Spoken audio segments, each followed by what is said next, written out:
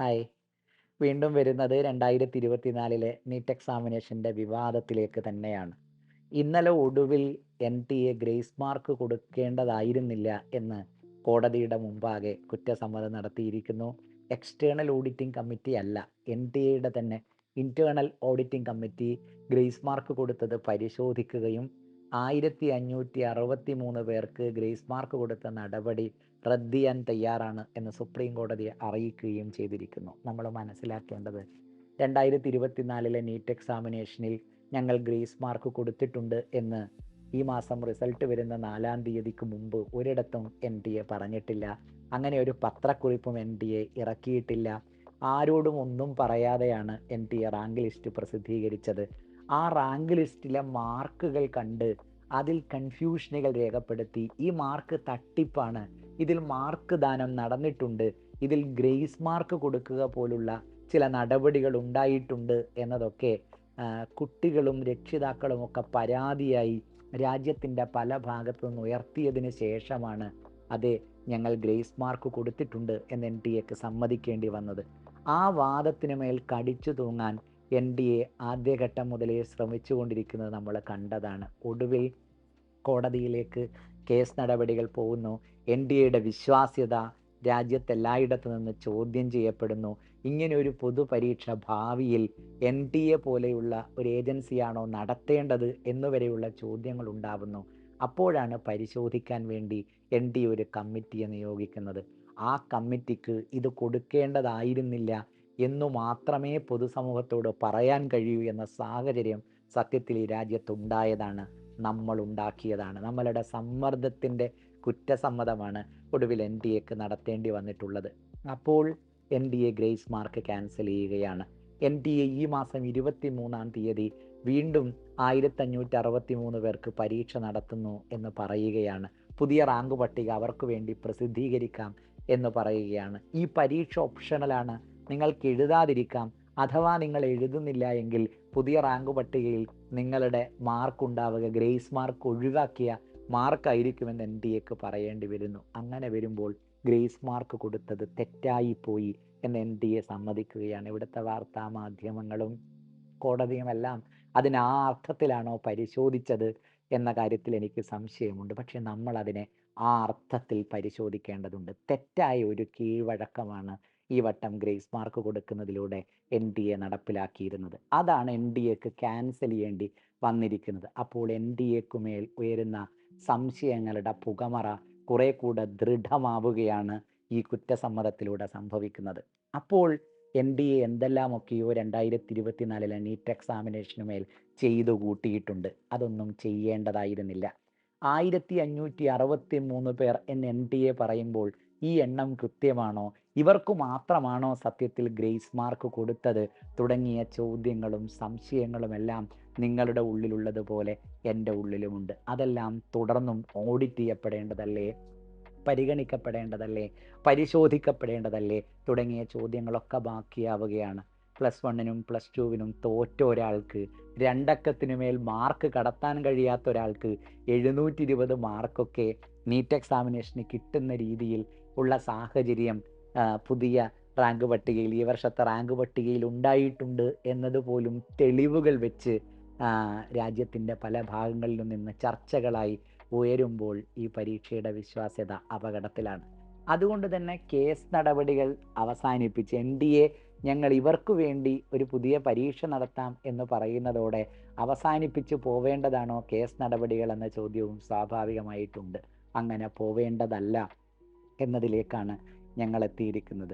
Supreme കോർട്ടിൽ ക്ലാറ്റ് കേസിൽ ഉൾപ്പെടെ ഹാജരായ കാർത്തിക്കിനൊക്കെ പോലെയുള്ള അഡ്വക്കേറ്റ്സുമാരുമായി നമ്മൾ ഇന്നലെ പകൽ ഉടനീളം നിയമോപദേശങ്ങൾ തേടുകയായിരുന്നു. സോ ഈ മാസം തന്നെ അഡ്വക്കേറ്റ് ആർ ബസന്ത്, സുപ്രീം കോർട്ടിലെ ഏറ്റവും സീനിയർ അഡ്വക്കേറ്റും കേരള ഹൈക്കോടതിയുടെ പഴയ ജഡ്ജിയുമായ ആർ ബസന്ത് കേസുമായി സുപ്രീം കോടതിയുടെ മുമ്പിലേക്ക് സൈലത്തിന് വേണ്ടി വരികയാണ്. ആ കേസ് നടപടികളെല്ലാം ഇതേപോലെ മുന്നോട്ട് പോകണം എന്ന് തന്നെയാണ് നമ്മൾ തീരുമാനിക്കുന്നത്. അതിനുള്ള കാരണങ്ങളും നിങ്ങൾക്കറിയാം.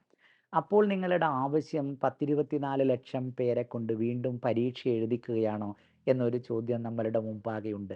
റീനീറ്റ് ആവശ്യമായി മുറവിളിയായി വരുമ്പോഴും സൈലം ആ വാദത്തിലല്ല ആദ്യഘട്ടം മുതലേ നിന്നിട്ടുള്ളത്. ഞങ്ങളുടെ ആദ്യ പത്രസമ്മേളനത്തിൽ പോലും ഞങ്ങൾ ക്ലാരിറ്റിയോടുകൂടെ പറഞ്ഞിട്ടുണ്ട്, ഈ രാജ്യത്തെ കുട്ടികൾ ഒരു പൊതുപരീക്ഷ എഴുതുക എന്നത് തന്നെ അവരുടെ മാനസിക സമ്മർദ്ദത്തിൻ്റെ എക്സ്ട്രീമിലാണ് സംഭവിക്കുന്നത്. കാലങ്ങളോളം പല വിധത്തിലുള്ള ട്രോമകൾ അവരിൽ ഉണ്ടാക്കുന്ന രൂപത്തിലുള്ള കോച്ചിങ് ഇൻഡസ്ട്രി പോലും ഇവിടെ പലയിടത്തും പ്രവർത്തിക്കുന്നുണ്ട്. ഒരു സ്ട്രെസ് ഫ്രീ ക്യാമ്പസ് ഒന്നുമല്ല, സൈലം വിഭാവനം ചെയ്യുന്ന പോലെയുള്ള ക്യാമ്പസുകളൊന്നും അല്ല ഇന്ത്യയിൽ എല്ലായിടത്തും ഉള്ളത്. അതുകൊണ്ട് തന്നെ എല്ലാ കുട്ടികളെ കൊണ്ടും ഒരു ഷോർട്ട് ടേമിൽ ഇപ്പോൾ തന്നെ 23-ാം തീയതി പുതിയ പരീക്ഷ എന്നാണ് പറഞ്ഞിരിക്കുന്നത്. മാർക്ക് ദാനത്തിൽ അത് നീതിയുള്ളതാണ്. പക്ഷേ ഒരു വർഷം മുഴുവനും സിസ്റ്റമാറ്റിക്കായി പഠിച്ച് പരീക്ഷ എഴുതിയ കുട്ടി പരീക്ഷാ കാലത്തിന് ശേഷം ഇത്തരം ടെൻഷനുകളിലും കൺഫ്യൂഷനിലുമായിരിക്കുമ്പോൾ അടുത്ത ആഴ്ച വീണ്ടും നീറ്റുണ്ട് എന്ന് ആ കുട്ടിയോട് നമുക്ക് പറയാൻ എളുപ്പമാണ്. അത് എഴുതുന്ന കുട്ടി ഏത് മാനസികാവസ്ഥയുള്ള കുട്ടിയാണ് എന്ന് നാം മനസ്സിലാക്കുമോ എന്നത് പ്രശ്നമാണ്. അതുകൊണ്ട് തന്നെ റീനീറ്റിനേക്കാൾ ഈ റാങ്ക് പട്ടിക റദ്ദാക്കപ്പെടണം എന്നും ഈ റാങ്ക് പട്ടിക എക്സ്റ്റേണലി ഓഡിറ്റ് ചെയ്യപ്പെടണമെന്നും സൈലം ആദ്യം മുതലേ പറയുന്നുണ്ട്. അത് സുപ്രീം കോടതിയുടെ മുമ്പാകെ ഉയരേണ്ട പ്രധാനപ്പെട്ട ആവശ്യങ്ങളിൽ ഒന്നാണ്. പഴയ ക്ലാറ്റ് കേസിലും ഈ ആവശ്യം കോടതിയുടെ മുൻപാകെ വരികയും കോടതി അത് അംഗീകരിക്കുകയും ചെയ്തതാണെന്ന വസ്തുത ഈ രാജ്യത്തുണ്ട്. അങ്ങനെ ഒരു കമ്പ്യൂട്ടർ മോഡ് എക്സാമിനേഷൻ അല്ല നീറ്റ് എക്സാമിനേഷൻ. ഇതൊരു പെൻ ആൻഡ് പേപ്പർ മോഡിലുള്ള പരീക്ഷയാണ്. ഇതെങ്ങനെ എക്സ്റ്റേണലി ഓഡിറ്റ് ചെയ്യപ്പെടുമെന്ന് ചോദിച്ചാൽ സിമ്പിളാണ് കാര്യം. നിങ്ങൾ എഴുതിയ OMR ഷീറ്റ് ഇവിടെ ലഭ്യമാക്കാവുന്ന രൂപത്തിൽ NTA കയ്യിൽ കിടപ്പുണ്ട്. പുതിയ മാർക്ക് പട്ടിക, പുതിയ ആൻസർ കീ അവർക്ക് പ്രസിദ്ധീകരിക്കാൻ, അതിൽ തന്നെ കൺഫ്യൂഷനുള്ള ചോദ്യങ്ങൾ ഒഴിവാക്കി ആൻസർ കീ പ്രസിദ്ധീകരിക്കാനുള്ള ഉത്തരവാദിത്വം NTA ഭാഗത്തു നിന്നുണ്ടാവേണ്ടതുണ്ട്. മോസ്റ്റ് കറക്റ്റ് ആൻസറായ സിംഗിൾ കറക്റ്റ് ആൻസർ മാത്രം കൊടുക്കുന്ന നീറ്റ് എക്സാമിനേഷന് ഒരൊറ്റ കറക്റ്റ് ആൻസർ മാത്രമേ ഉണ്ടാവാൻ പാടുള്ളൂ എന്നതുകൊണ്ട് തന്നെ ഈ ഒരൊറ്റ കറക്റ്റ് ആൻസർ മാത്രമുള്ള പുതിയ ആൻസർ കീ വരേണ്ടതുണ്ട്. അഥവാ ചോദ്യം സംശയത്തിൻ്റെ നിഴലിലാണ് എങ്കിൽ പ്രതിഭാധനനായ ഒരു കുട്ടി മൈനസ് മാർക്ക് പേടിച്ച് ആ ചോദ്യം അറ്റൻഡ് ചെയ്യാതിരിക്കാൻ സാധ്യതയുണ്ട് എന്നത് മനസ്സിലാക്കി ആ കൺഫ്യൂഷനുള്ള ചോദ്യം തന്നെ റദ്ദ് ചെയ്ത് പുതിയ ആൻസർ കീ വരേണ്ടതുണ്ട്. ഇതൊക്കെ നമുക്കറിയാവുന്ന സത്യസന്ധമായ വസ്തുതയാണ്. ഈ ആൻസർ കീയും ഒരിക്കൽ കൂടെ ലഭ്യമാക്കുന്ന OMR ഷീറ്റും വെച്ചുകൊണ്ട് നിങ്ങൾക്ക് നിങ്ങളുടെ റിസൾട്ട് റീചെക്ക് ചെയ്യാൻ വേണ്ടി കഴിയണം. ആർക്കും മാർക്ക് ദാനം ചെയ്യുന്നില്ല എന്ന് ഒരു എക്സ്റ്റേണൽ ഓഡിറ്റിംഗ് കമ്മിറ്റിക്ക് ഉറപ്പുവരുത്താൻ കഴിയണം. പല ഇൻസ്റ്റിറ്റ്യൂഷനുകളും പല കുഞ്ഞുങ്ങളും പലരുടെയും OMR ഷീറ്റിനകത്ത് നിന്ന് കൂട്ടിക്കിട്ടിയ മാർക്കും, അതായത് അവരുടെ യഥാർത്ഥ മാർക്കും അതിനേക്കാൾ 100ഉം 200ഉം ഒക്കെ കൂടിയ അവരുടെ റാങ്ക് പട്ടികയിലുള്ള മാർക്കിൻ്റെയും അന്തരം വീഡിയോകളൊക്കെയായി നമ്മളുടെ മുമ്പിൽ പ്രസൻറ്റ് ചെയ്തിട്ടുണ്ട്. ഇത് പരിശോധിക്കേണ്ടുന്ന ഒരു നിയമ സംവിധാനം ഇവിടെയുണ്ട്. ഇതൊക്കെ പരിശോധിക്കപ്പെടേണ്ടതാണ്. അതുകൊണ്ട് തന്നെ കേസ് നടപടികളുമായി മുന്നോട്ട് പോകണം. ഈ റാങ്ക് പട്ടിക സമ്പൂർണ്ണമായി റദ്ദ് ചെയ്ത് കുറ്റമറ്റൊരു പുതിയ റാങ്ക് പട്ടിക പുറത്തു വന്നാൽ മാത്രമേ 650ഉം 640ഉം 630ഉം ഒക്കെ വാങ്ങി നിൽക്കുന്ന ഈ രാജ്യത്തെ പ്രതിഭാധനരായ കുട്ടികൾക്ക് അഡ്മിഷൻ കിട്ടുന്ന സാഹചര്യം ഈ വർഷം ഉണ്ടാവും. അതുകൊണ്ട് കേസ് നടപടികൾ ഗംഭീരമായി മുന്നോട്ട് തന്നെ പോകും. അതിനോടനുബന്ധമായി 1-2 കാര്യങ്ങൾ എനിക്ക് പറയാനുണ്ട്. ഈ രാജ്യത്തുയർന്നുകൊണ്ടിരിക്കുന്ന പൊതു ചർച്ചകൾക്കപ്പുറത്തേക്ക് പല പ്രയാസങ്ങളും കോടതിയുടെ മുൻപാകെ വരേണ്ടതായിട്ടുണ്ടാവും. ആ പ്രയാസങ്ങളെല്ലാം കോടതിയുടെ മുൻപാകെ എത്തിക്കാൻ സൈലത്തിലെ ഓരോ കുഞ്ഞിനെയും റെപ്രസെൻ്റ് ചെയ്താണ് സൈലം കോടതിയിലേക്ക് പോകുന്നത്. ഞങ്ങളുടെ കുഞ്ഞുങ്ങളുടെ ഭാവിയെ, ഞങ്ങളുടെ കുഞ്ഞുങ്ങളുടെ മാനസികാവസ്ഥയെ ആത്മാർത്ഥമായി അഡ്രസ്സ് ചെയ്യാൻ തീരുമാനിച്ചാണ് ഞങ്ങൾ കോടതിയിലേക്ക് പോകുന്നത്. സുപ്രീം കോടതിയിൽ കേസ് നടത്തുക എന്നതൊക്കെ എളുപ്പമാണ്. പക്ഷേ സുപ്രീം കോടതിയിലേക്കൊരു ഒരു പെറ്റീഷൻ കൊടുക്കുക എന്നത് എളുപ്പമാണ്. പക്ഷേ ഒരു വലിയ സീനിയർ അഡ്വക്കേറ്റിനെ, രാജ്യം മുഴുവൻ ആദരിക്കുന്ന ഒരു അഡ്വക്കേറ്റിനെ വെച്ച് സുപ്രീം കോടതിയിൽ കേസ് നടത്തുക എന്നത് അത്ര എളുപ്പമുള്ള കാര്യമല്ല. അതുകൊണ്ട് ബുദ്ധിമുട്ടുള്ള ഒരു ടാസ്ക് സൈലം ഏറ്റെടുക്കുന്നത് ഞങ്ങളുടെ കുഞ്ഞുങ്ങൾക്ക് വേണ്ടിയാണ്. സോ നമ്മളുടെ കുഞ്ഞുങ്ങൾ അനുഭവിക്കുന്ന പ്രയാസങ്ങളെല്ലാം കോടതിയുടെ മുൻപാകെ പറയാൻ കഴിയണം. ഇതിൽ പല കുട്ടികൾക്കും OMR ഷീറ്റ് ലഭ്യമായിട്ടില്ല. പലവട്ടം NTA മെയിൽ അയച്ചതിന് ശേഷം മാർക്ക് പ്രൊഡ്യൂസ് ചെയ്യപ്പെട്ട കേസ് തന്നെ ഉണ്ടായിട്ടുണ്ട്. നമുക്ക് ഇന്നലെയൊക്കെ വന്ന പരാതിയിൽ 4-ാം തീയതി റിസൾട്ട് വരുമ്പോൾ എൻ്റെ റിസൾട്ട് വന്നിരുന്നില്ല, എൻ്റെ എക്സ്പെക്റ്റഡ് സ്കോർ 630 ഞാൻ പലവട്ടം മെയിൽ അയച്ചതിന് ശേഷം 2 ദിവസം കഴിഞ്ഞ് എൻ്റെ സ്കോർ വന്നു. 120 എൻ്റെ സ്കോറായിട്ട് വന്നത്. ഞാൻ അവരോട് അപ്പോൾ എൻ്റെ OMR ഷീറ്റ് മറ്റു കുട്ടികൾക്ക് ലഭ്യമാക്കിയതുപോലെ എനിക്ക് ലഭ്യമാക്കണം. എനിക്ക് വന്ന മാർക്ക് ശരിയല്ല. എനിക്ക് OMR ഷീറ്റും ആൻസർ കീയും വെച്ച് കമ്പയർ ചെയ്യണം എന്ന് പറഞ്ഞ് പലവട്ടം ഇതാ ഈ പറഞ്ഞുകൊണ്ടിരിക്കുന്ന നിമിഷം വരെ മെയിൽ അയച്ചു. പക്ഷേ അവർ OMR ഷീറ്റ് ലഭ്യമാക്കാൻ തയ്യാറാവുന്നില്ല എന്ന പരാതി നമ്മളുടെ മുമ്പാകെ വന്നിട്ടുണ്ട്. ഇത്തരം പരാതികളൊക്കെ നിങ്ങൾക്ക് പറയാനുണ്ടാവും. അബ്നോർമലായ പലതും നീറ്റ് എക്സാമിനേഷനിൽ നിങ്ങൾക്ക് മാത്രം സംഭവിച്ചതായി നിങ്ങൾക്ക് ചൂണ്ടിക്കാണിക്കാനുണ്ടാവും. പല കുട്ടികളും ഇന്നലെ അയച്ച പലതരം പരാതികളും വാട്സപ്പിൽ വന്ന പരാതികളൊക്കെ ഞങ്ങൾ അത്ഭുതപ്പെടുത്തുന്നതാണ്. അതിൽ കുട്ടികളെ ചില ഏജൻസികൾ അന്നേ നിങ്ങളോട് പണം തന്നാൽ ക്വസ്റ്റ്യൻ പേപ്പർ തരാം എന്ന് പറഞ്ഞതല്ലേ, ഇപ്പോൾ എങ്ങനെയുണ്ട് റിസൾട്ട് വന്നിട്ട്, ഞങ്ങൾ അന്ന് പണം ആവശ്യപ്പെട്ടത് ശരിയായിരുന്നു എന്ന് ബോധ്യപ്പെട്ടോ തുടങ്ങിയ രീതിയിൽ നടത്തിയ ചാറ്റുകളുടെ സ്ക്രീൻഷോട്ടുകൾ അവരയച്ചു തരുന്നു. ടെലിഗ്രാം ചാനലിനകത്ത് ക്വസ്റ്റ്യൻ പേപ്പറിൻ്റെ സ്ക്രീൻഷോട്ട് എടുക്കാനാവാത്ത രൂപത്തിലുള്ള വീഡിയോ തെളിവുകൾ അവരയച്ചു തരുന്നു. പല ഇൻസ്റ്റിറ്റ്യൂഷനുകളും സഹോദര സ്ഥാപനങ്ങളെന്നൊക്കെ നാം പേര് വിളിക്കുന്ന നമ്മളോട് ആത്മാർത്ഥമായി ചേർന്ന് നിന്ന് ഞെട്ടിച്ച പല ചാറ്റ് ഹിസ്റ്ററികളൊക്കെ നമുക്ക് ഇന്നലെ വാട്സപ്പിലേക്ക് അയച്ചു കിട്ടുകയുണ്ടായി.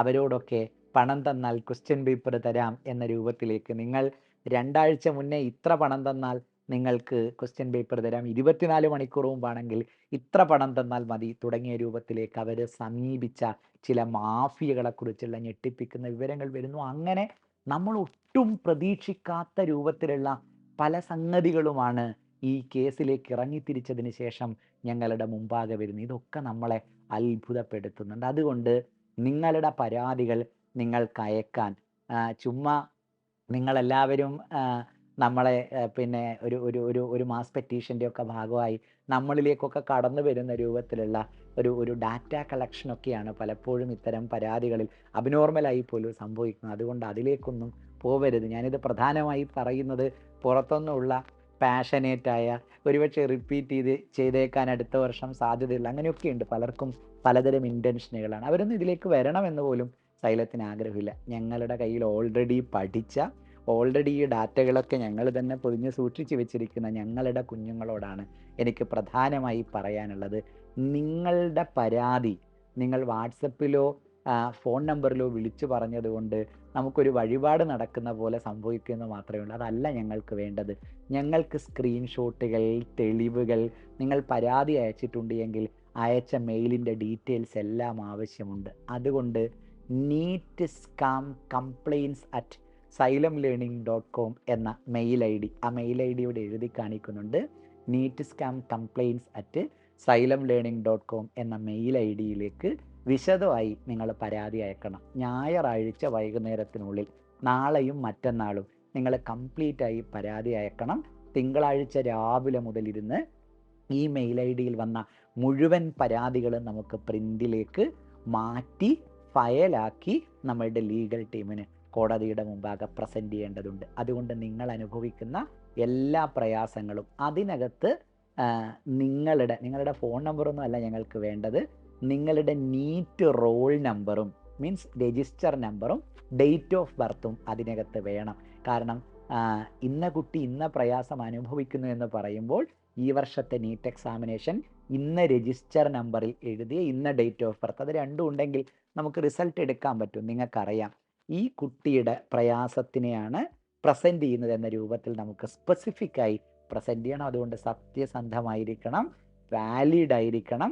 സത്യസന്ധമല്ലാത്ത ഒരിടപെടലും ദയവായി ആരുടെ ഭാഗത്തു നിന്നും ഉണ്ടാവരുത്. അതൊക്കെ നമ്മളുടെ വാദഗതികളെ ദുർബലപ്പെടുത്തി കളയും. ഇത് സൈലത്തിലെ കുഞ്ഞുങ്ങളോടാണ് ഞാൻ പറയുന്നതെങ്കിലും നമ്മൾ കേസ് പോകുന്നത്, നമ്മൾ വാദിക്കുന്നത് നമുക്ക് പുറത്ത് നിൽക്കുന്ന ഒരു മഹാഭൂരിപക്ഷത്തിനു കൂടി വേണ്ടിയാണ്. അതുകൊണ്ട് തന്നെ ജെന്യുവിൻ ആയിരിക്കണം നിങ്ങളുടെ പരാതിയെല്ലാം. ആത്മാർത്ഥമായ നിങ്ങളുടെ പരാതികൾ നിങ്ങൾ അയച്ചു തരിക. നിങ്ങളാണ് കോടതിയിലേക്ക് പോകുന്നത്, സൈലമല്ല എന്ന പൂർണ്ണ ബോധ്യത്തോടുകൂടെ, നിങ്ങളെയാണ് ഞങ്ങൾ റെപ്രസെൻ്റ് ചെയ്യുന്നത് എന്ന പൂർണ്ണ ബോധ്യത്തോടുകൂടെ നിങ്ങളുടെ എല്ലാ സങ്കടപ്പാടുകളെയും നിങ്ങൾക്ക് വിശദമായി ഈ മെയിൽ ID-യിലേക്ക് അയക്കാം. ഞങ്ങൾ കാത്തിരിക്കുകയാണ്. Thank you.